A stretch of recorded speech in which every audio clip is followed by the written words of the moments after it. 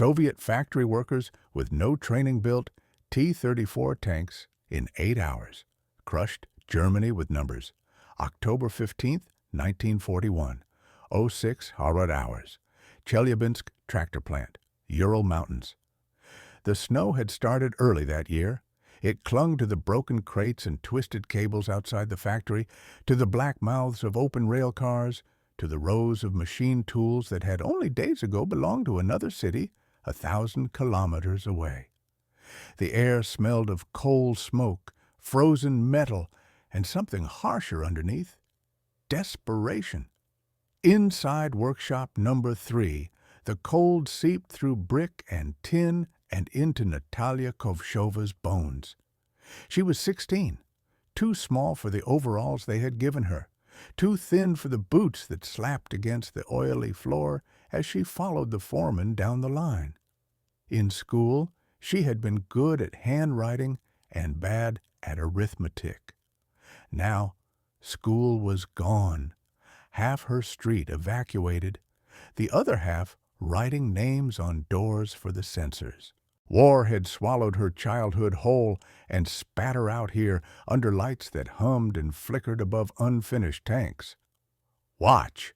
barked foreman Sergei Volkov, jabbing a finger toward a shower of sparks. "This seam, straight as you can, deep, no gaps. You see?" The welder's torch traced a glowing line along 2 thick armor plates. It was not elegant. It did not need to be. Natalia nodded, though her stomach twisted. 2 hours earlier, her training had been a rushed demonstration from an exhausted mechanic. Mask on, torch down, keep your hand moving.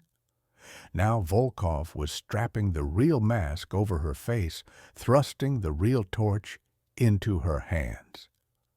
"No time for school, Devushka," he said. "The Germans are 40 kilometers from Moscow. We need tanks more than pretty welds." "I've never—" she started.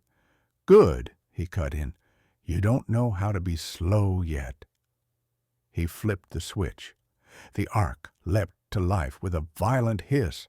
Blue-white fire poured from the tip, too bright to look at. Metal roared and spat as she lowered the torch to the seam. Her hands shook. The bead squirmed, fat and crooked. "Again," Volkov said. "You'll get it. Move, move."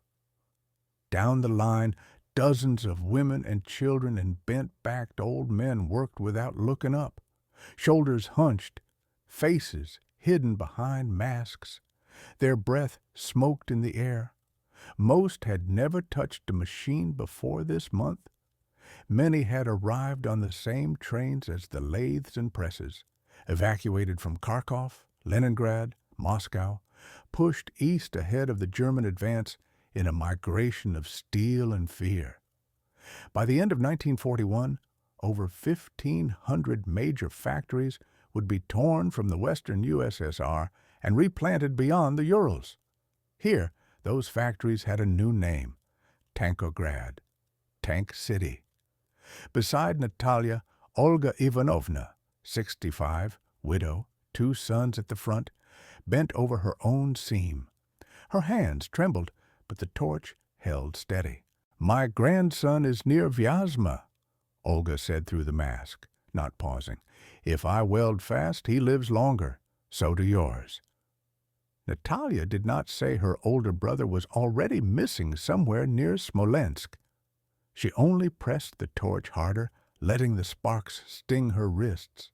Hours blurred, the roar of presses, the shriek of cranes, armor plates slamming into place, the shouted curses when a drill bit snapped, children pushing carts of bolts taller than they were, no lunch break, 2 short pauses to swallow thin soup, then back to the line. By 1800, the first T-34 of the shift coughed to life. The diesel engine's growl cut through the workshop, deeper and more alive than any tractor. The tank rolled forward off the line, paint still tacky, welds raw and glistening. The turret traversed with a grinding whine. Someone checked the gears. Another man slapped its flank twice like a horse sent to the front. "Good enough," Volkov said. On the train, Natalia pulled off her mask. Her face was streaked with sweat and soot. Her eyelashes held tiny specks of metal dust. Ahead of her, the T-34 rumbled toward the loading bay, out into the polar dusk, toward a railway that led west. Somewhere, soon, men would climb into it and trust its ugly seams to stop German shells. "I helped build that," she whispered. It did not feel like pride. It felt like a verdict. This one took them 12 hours. The engineers said they would get it down to 8. The war did not start here with an explosion. It started with a girl holding a torch for the first time, breathing metal fumes under a broken roof, while the clock ran out on a continent. As you picture that first crude T-34 rolling out of Tankograd, built by frozen hands that barely knew the tools they held, where in the world are you listening from tonight? Before she held a torch, she held a school book. 2 years earlier, Natalia Kovshova's world had been one dusty classroom, one shared pencil, one row of birch trees outside the window of a village school near Smolensk. She was 14, more afraid of wrong answers than of war. Her mother worked at the post office. Her father fixed wagons, then tractors. Her older brother, Mikhail, dreamed of airplanes. In the spring of 1941, their life still had a shape. Mornings, thin porridge, hurried braids, the walk to school with Mikhail teasing her about her serious face. Afternoons, helping her mother, queuing for bread, copying poems into a notebook she kept hidden under her mattress. Evenings, radio static and songs, her father's rare laughter, talk of harvests and weather. Then June came, and with it, the sound of boots and engines on the radio.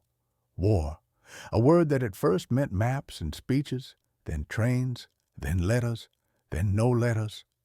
Mikhail was the first to go.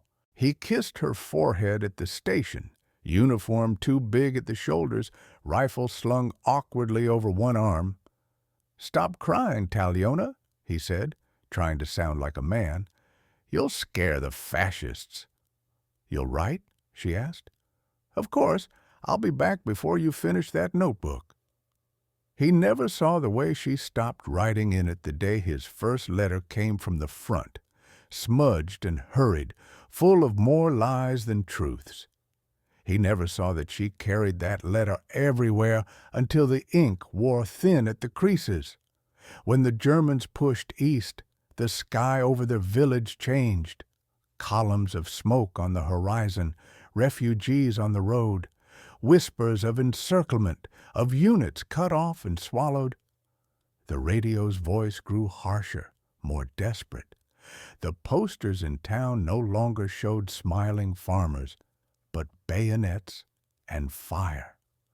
The letter announcing Mikhail as missing in action arrived in September. Her mother read it once, sat down at the kitchen table, and did not speak for an hour.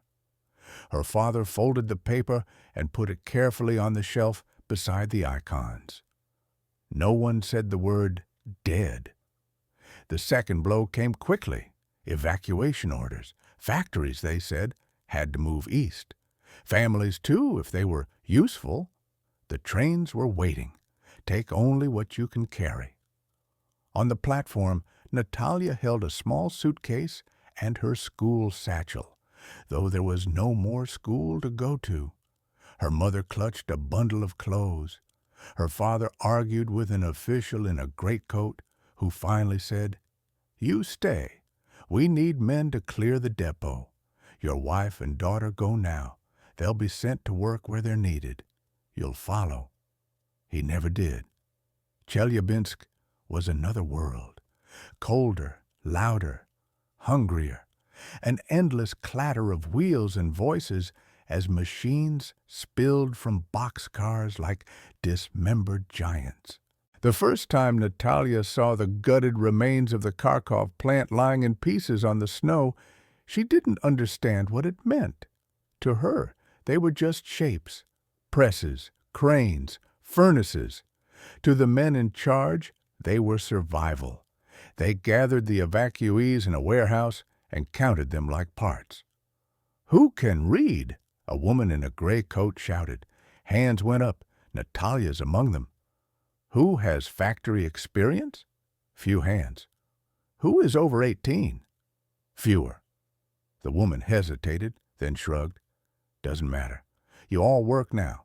Tractors, tanks, shells. You'll learn." In that moment, the line between child and adult vanished. Natalia learned her brother was likely dead. She did not know where her father was.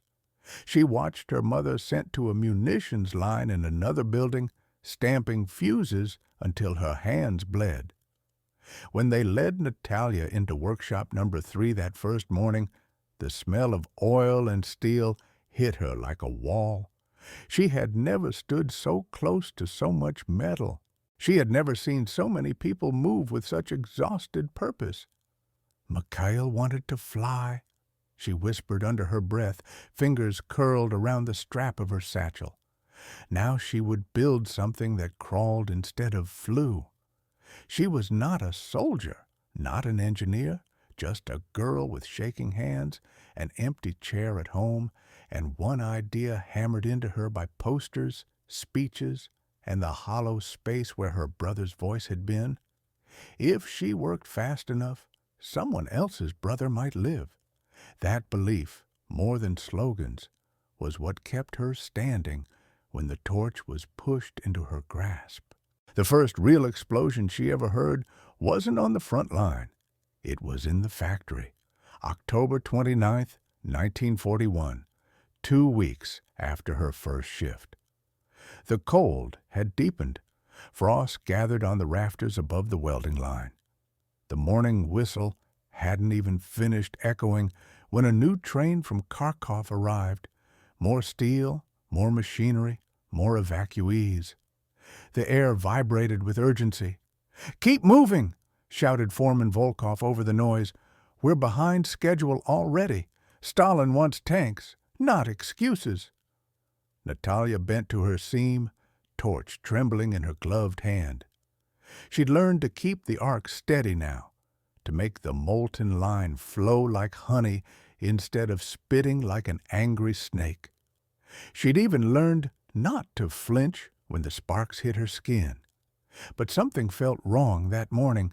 The light, the smell, the rhythm of the place. Too many people, too much noise. A crane screeched as it lifted an armor plate across the hall. Then came the scream. "Watch the—" The plate slipped from the crane's chain and hit the floor with a thunderous crash, shattering a workbench like kindling. The sound drowned out every other machine for a heartbeat. Then came a roar, not from the plate, but from the furnace. Someone had spilled oil near the open slag pit. Flames licked across the floor like a living thing. "Fire!" People ran. Some didn't. The supervisors shouted orders that no one could hear. Sparks rained from the ceiling as an overhead pipe burst. Steam rolled through the hall, white and suffocating. Natalia froze. The flames were crawling toward the rack of acetylene tanks. Tall, thin cylinders lined like soldiers waiting for orders. If they ignited, the entire workshop would vanish. Volkov saw it too. "Get back! Everyone out!" But Olga was still on the floor near the tanks, her welding apron caught under a fallen beam. She pulled and twisted, but it held fast. The fire was already at her boots. "Leave me!" she shouted. "Go!" Natalia didn't think. She dropped her torch and ran toward her. The heat bit her face, stole her breath. She grabbed the beam. It wouldn't budge. She pulled harder. The wood creaked, cracked. Olga's eyes met hers, wide and terrified. "Go, girl!" "No!" Another worker rushed in, grabbed the other end of the beam, heaved. It moved an inch, then another. Together, they dragged Olga free. Volkov appeared out of the smoke, coughing, his coat smoldering at the edge. "Move!" They stumbled out through the side door just as the tanks went.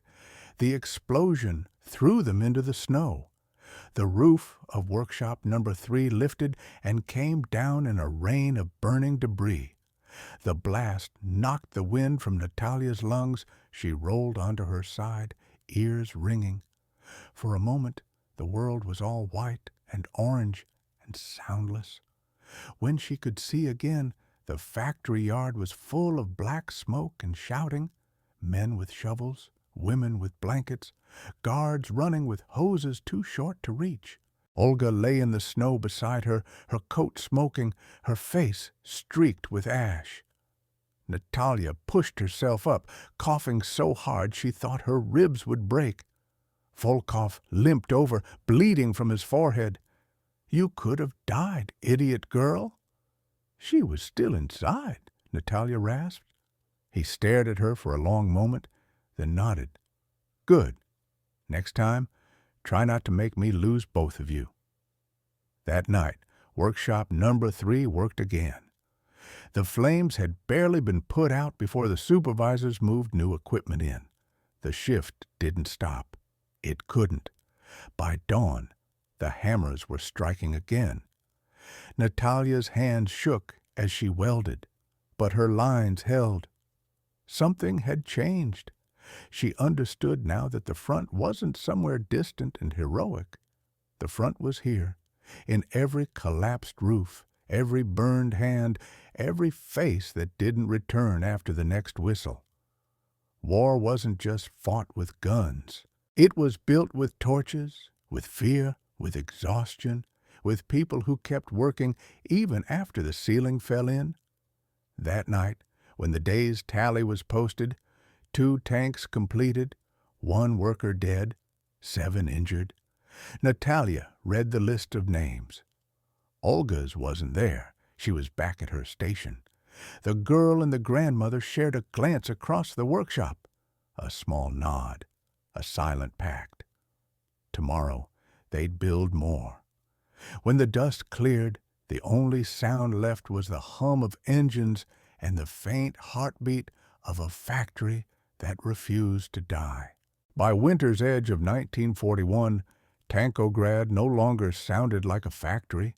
It sounded like a heartbeat, a relentless, thudding pulse that refused to stop, no matter how cold, how hungry, or how many hands fell still between one shift and the next.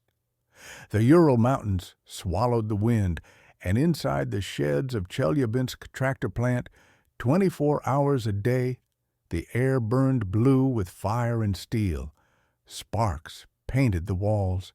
The ground trembled with every hammer blow. What had once been a place for tractors had become the lung of a nation at war. For Natalia, life had become a single blur of sound and light. 6 in the morning, whistle. 12 hours later, another whistle. Between those 2 sounds, she lived a lifetime. Again and again. Sleep came in a cot with 8 others. The room never warmed above freezing, the windows frosted from the inside. They slept in their clothes, hands still black with soot. When they woke, they put on the same gloves, stiff with frozen sweat, and walked back through the snow toward the smoke columns that marked the factory roof. Inside, women welded armor plates while boys of 15 carried shells too heavy for them, their shoulders wrapped in rags instead of jackets. Elderly men fixed engines stripped of luxury parts, improvising replacements from scrap. One of them, a machinist named Pyotr, had lost 3 fingers in a press accident. He learned to shape steel with the 2 he had left. "Every piece counts," he said once to Natalia, noticing her watching him. "You never know which tank will save someone's brother." She thought of Mikhail every time a finished T-34 rumbled off the line, its paint still wet, its welds rough. Sometimes she whispered his name into the roar of the diesel as if the tank itself could carry her voice west. The supervisors told them that each tank would save 10 soldiers at the front. She started counting by tens. After the first 100 tanks, she stopped. It felt like trying to measure infinity. The work changed her body. The burns on her wrists became scars. Her palms grew calloused and hard. She stopped flinching at explosions. She stopped noticing pain. The heat from the torch was the only warmth she ever felt. But the exhaustion came like waves. Some nights, when the power flickered and the machines stopped for a heartbeat, the silence felt heavier than the noise. Once, during a blackout, she caught her reflection in a sheet of unfinished steel. Pale, eyes ringed black, hair cut short like a soldier's. She barely recognized the girl staring back. Around her, the factory evolved into something between a battlefield and a temple. The slogans painted above the doors read, "Every bolt is a bullet. Every tank is revenge." And they believed it, because belief was all they had left. They worked through air raids, through hunger, through funerals they didn't attend because the next shift couldn't stop. They learned to eat standing up, to weld without seeing straight, to sing quietly under their breath when the fatigue blurred their vision. Sometimes, when the cold was worst, Olga would hum an old lullaby between torch bursts. The sound floated above the noise like a ghost. One night, in February 1942, the first 100 T-34s from Tankergrad were loaded onto flat cars. Snow fell as they were rolled out under the arc lamps. The engines growled one by one, lined up like iron animals ready for release.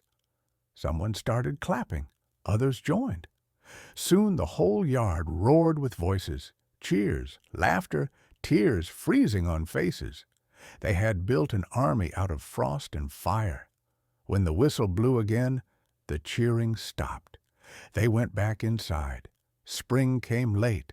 The snow melted into mud that seeped under doors. Letters arrived from the front, sometimes in ink, sometimes in silence. Natalia learned to read between the lines. "He fought bravely" meant he's gone.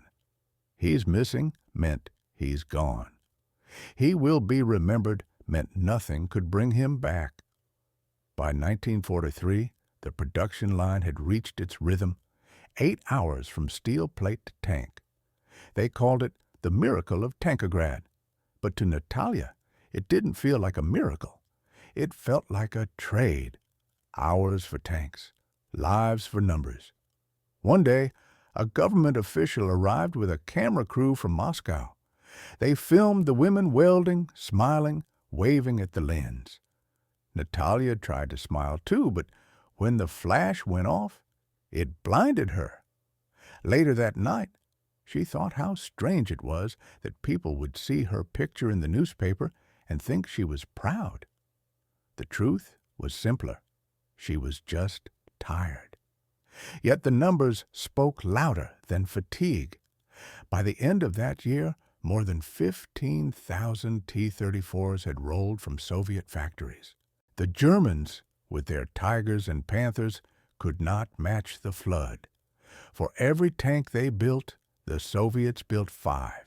For every worker who died, another took their place. Tankergrad had become both crucible and graveyard. One evening, Natalia stood at the loading platform, watching the latest convoy depart. 30 tanks, engines rumbling, tracks clattering like thunder. The ground shook beneath her feet. The convoy lights vanished into the snowstorm, heading west. Volkov stood beside her, hands in his coat pockets. 84,000, he murmured. What? That's what they say we'll make before it's over. She looked at him. Will it be enough? He didn't answer. In the silence, the wind carried faint music. Someone's radio from another shed, playing an old pre-war song about the Volga. It sounded fragile, almost innocent. She hadn't heard that kind of song in years. The next morning, she found Olga's station empty. A heart attack, they said. She was 70. She'd worked until the last night of her life. Natalia welded her neck seam slower, steadier. The torchlight flickered across her face like candlelight. War wasn't glory, it was logistics. It was exhaustion written in steel and smoke. It was survival measured not in victories but in shifts completed. And every time she lit her torch, she told herself, "This one's for Olga. This one's for Mikhail. This one's for everyone who won't see what we're building." Audience question. If you had been one of them, a 16-year-old girl welding tanks in the frozen dark, knowing your brother was gone, but your work might save someone else, would that have been enough to keep you going? March 3rd, 1943. The cold had not left, only softened its grip. The snow outside Tankograd was gray now, ash mixed with soot, as if the sky itself had started to burn. Inside the factory, the tempo was faster than ever. Orders had arrived from Moscow. Output must double before spring. The Red Army needs armor for the Kursk offensive. No one said it aloud, but everyone knew. This would be the battle to decide the war. Natalia worked in silence that morning. Her breath fogged behind the welding mask. Her wrists ached. Her lungs burned from the smoke.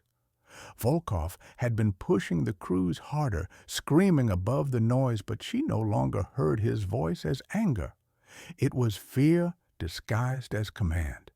The machines never stopped. Sparks leapt from every corner, cranes swung overhead.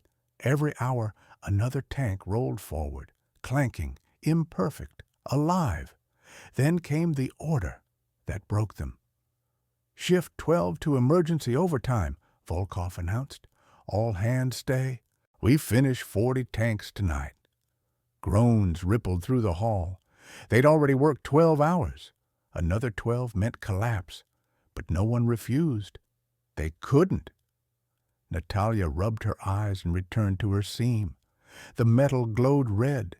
The torch hissed like a serpent. Across from her, a new worker, a boy no older than 14, struggled to align the armor plates. He was too small to control the clamp. The piece slipped. "Hold it steady," she shouted, lowering her torch. "I'm trying." His voice cracked. Sweat ran down his soot-streaked face. The plate shifted again, catching the flame wrong. There was a flash, then a burst. The welding tank behind him exploded with a roar that drowned everything. Natalia felt herself thrown backward, her mask flying off. The world turned white, then black. When she woke, she was on the floor, ears ringing. The boy was gone. Just smoke, twisted metal, the smell of burning cloth. A dozen workers lay scattered, some crawling, some not moving at all. Fire licked up the walls. Someone screamed for help. She tried to stand, slipped in something slick, realized it was blood. "Get the extinguishers!" Volkov's voice echoed from somewhere in the haze. "Cut the power!" Natalia stumbled toward the tanks. The flames were spreading fast. One spark hit a crate of ammunition bolts. They began to pop like firecrackers. Without thinking, she grabbed a fire hose from the wall, turned the valve, and aimed it at the blaze. The pressure knocked her backward, but she held on, teeth clenched. Steam filled the air. The water froze to her gloves as soon as it hit the floor. "Help me!" a voice cried. She turned. Under a collapsed frame lay another woman, her leg pinned beneath steel. Natalia dropped the hose, crawled toward her, tried to lift the beam. It wouldn't move. The woman's eyes were wide with terror. Go! It's going to blow! No. Natalia heaved with everything she had left. Her burned hands screamed. The metal didn't budge. The heat was unbearable now. She looked up. On the other side of the fire stood Volkov, yelling something she couldn't hear. Then she saw it. The stack of acetylene tanks again, black shapes gleaming through the smoke. One spark, and everything would end. Natalia did the only thing she could. She reached for the torch she'd dropped earlier, lit it, and cut through the beam, trapping the woman.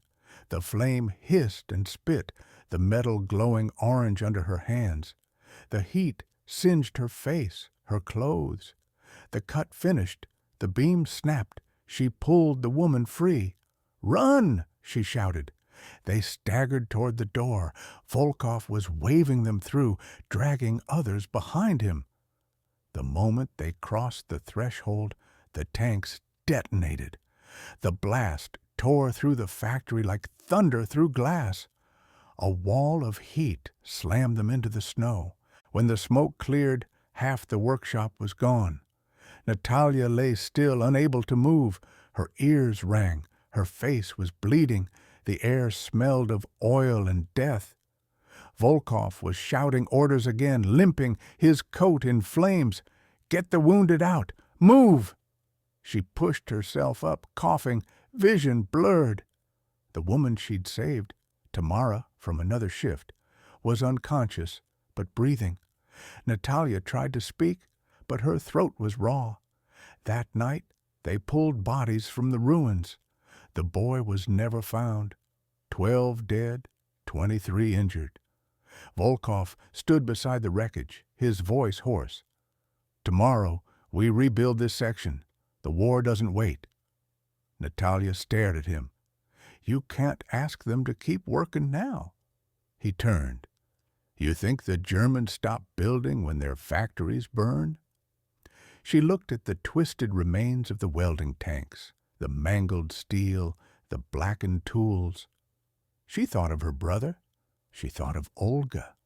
And she realized something she hadn't before. This war wasn't about bravery or even hatred. It was about endurance. Who could keep going after everything human inside them had already broken? She nodded slowly. "Then we start at dawn." Her hands were shaking. She couldn't feel her fingertips. Her hair was singed to her scalp. But she meant it. By morning, the flames were out. The smell lingered for weeks. The line reopened within 3 days. They built 50 tanks that week, twice the quota. When Natalia lit her torch again, her hands no longer trembled. Only her heart did. After that day, she could never look at her hands the same way again.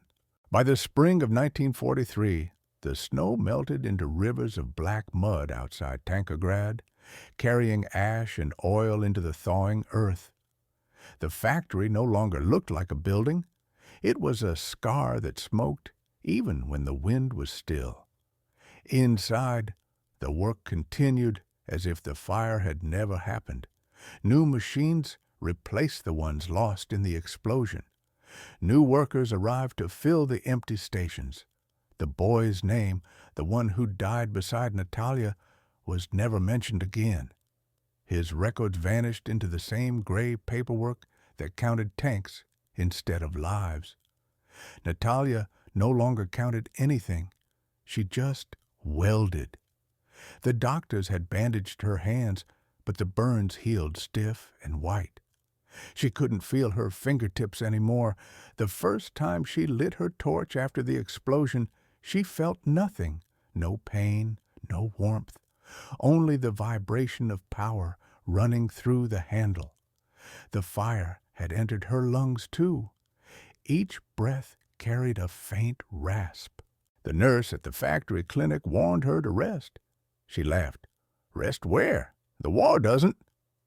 At night, she dreamed in flashes of light, sparks, flames, faces vanishing into smoke. She would wake up coughing, the smell of burning metal still trapped in her hair. She learned to stop sleeping deeply. It was easier that way. By summer, the rumors began. Stalingrad had fallen and risen again.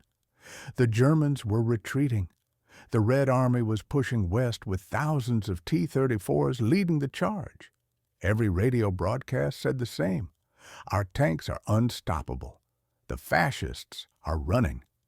In the cafeteria, someone read aloud from a newspaper, Comrade Zhukov declares the T-34 is the hammer of victory. Applause broke out.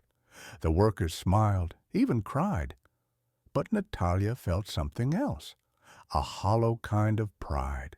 She looked at her hands, at the scars that glistened pale in the light, and wondered which of her tanks had reached Berlin, which had been destroyed in the fields, which had burned with men trapped inside. War had blurred all lines of meaning. The day Olga died, the shift didn't stop. A simple announcement came over the loudspeaker. Comrade Ivanovna, deceased, will be remembered for her labor heroism. Then the whistle blew, and everyone went back to their stations. Natalia welded in silence. The torch's light flickered across her face like candlelight over stone. Each spark that flew reminded her of breath, of souls.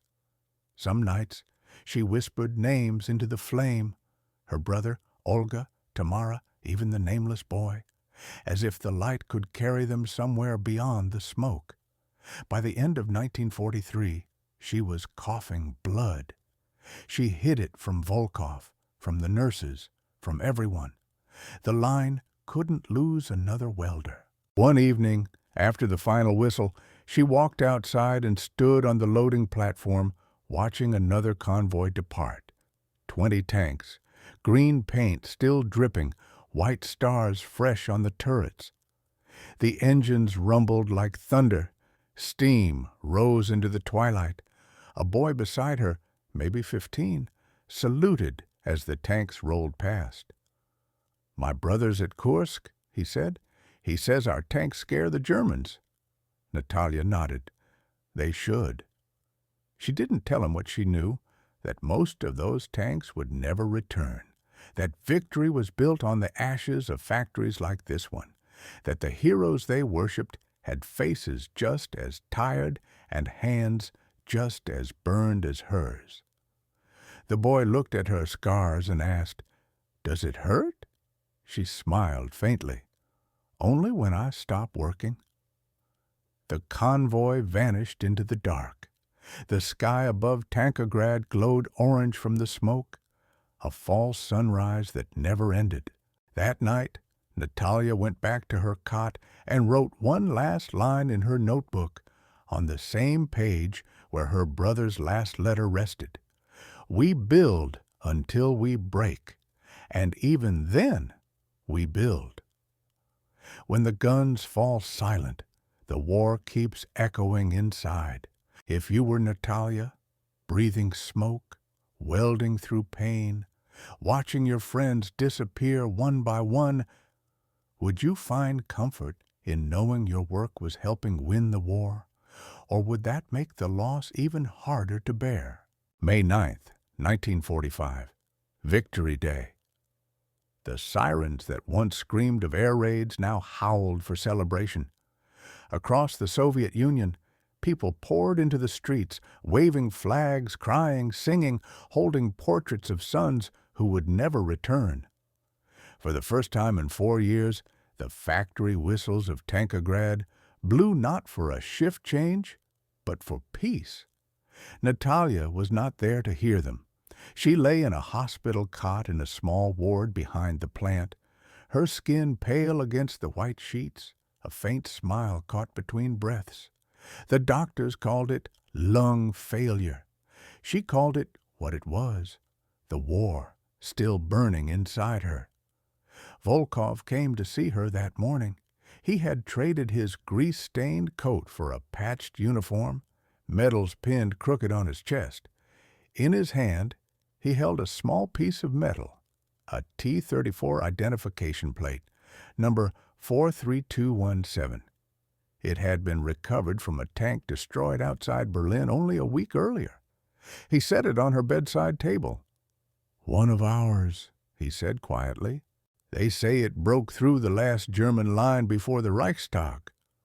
Natalia traced the stamped numbers with her fingertips, the skin smooth and scarred. "I welded that one," she whispered. Volkov nodded. "I know." He stayed beside her until the sun slipped through the cracked window, filling the room with the color of firelight. The same color that had once filled the factory, the same light she had lived by for years. She didn't speak again. Her hand rested on the metal plate until her pulse stilled beneath it. She was 18.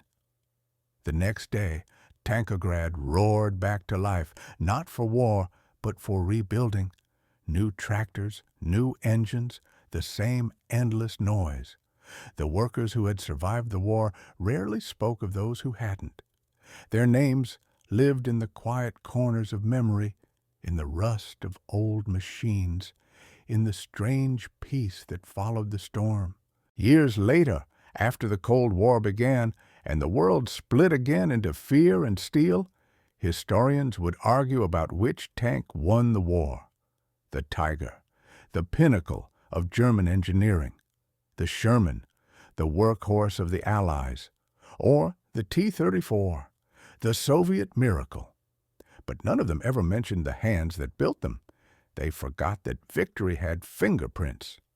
The T-34's legacy was not only in its numbers, 84,000 built, but in its creators. 16-year-old girls with burnt gloves, widows who welded until their lungs gave out, boys who died before they learned to shave. When veterans returned home, they paraded through Moscow and Leningrad under banners that read, "Glory to the Tank Corps." No banner said, "Glory to the Factory Corps." No one gave medals to the ones who welded through hunger or who died of exhaustion between shifts. But the tanks they built rolled through Berlin, and when the soldiers climbed out to raise the red flag, it was the same steel those forgotten hands had shaped.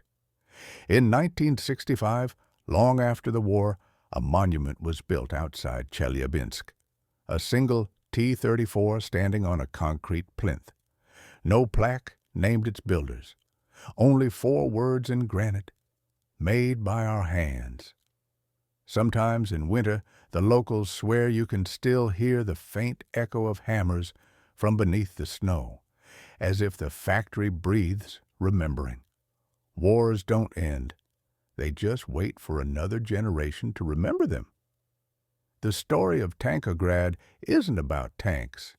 It's about people like Natalia, who never fired a gun yet fought harder than any soldier, who learned in a freezing factory that courage could sound like welding sparks and smell like diesel. She never saw Berlin, but 1,000 tanks that bore her mark did. And when one of them crushed through the Reichstag gates, it carried her with it. Quiet, steady, unbroken. When you think of victory, do you picture the soldiers who fought, or the workers who built their weapons from fire and fear? Whose courage do you think lasts longer, the one who fights or the one who never stops? This was not a story about war. It was a story about endurance, about hands too young to be scarred and hearts too tired to stop beating. Natalia Kovshova never became a soldier, yet her fingerprints reached Berlin. She never fired a shell, yet every weld she laid struck like one. She lived only 18 years, but in those years she helped forge 84,000 reasons why the world did not fall to darkness. Today, Tankograd is silent. The furnaces are cold. The cranes are still.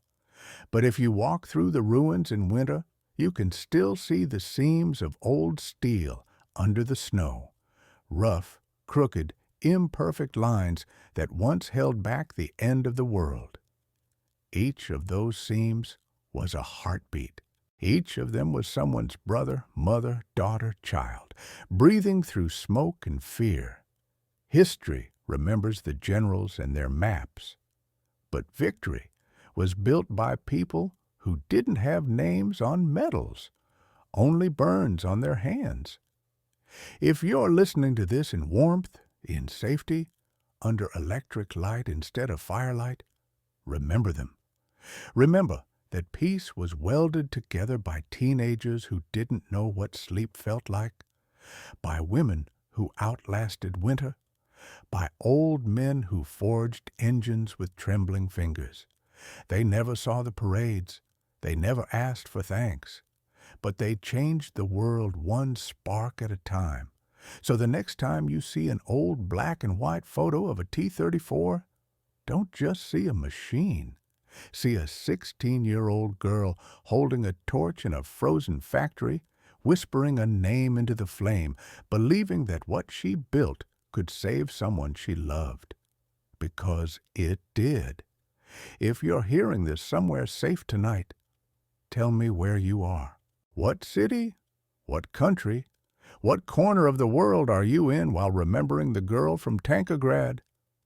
Let's see how far her story can travel, from the Ural Mountains to you. And remember, war ends, but the courage that builds peace, that never dies.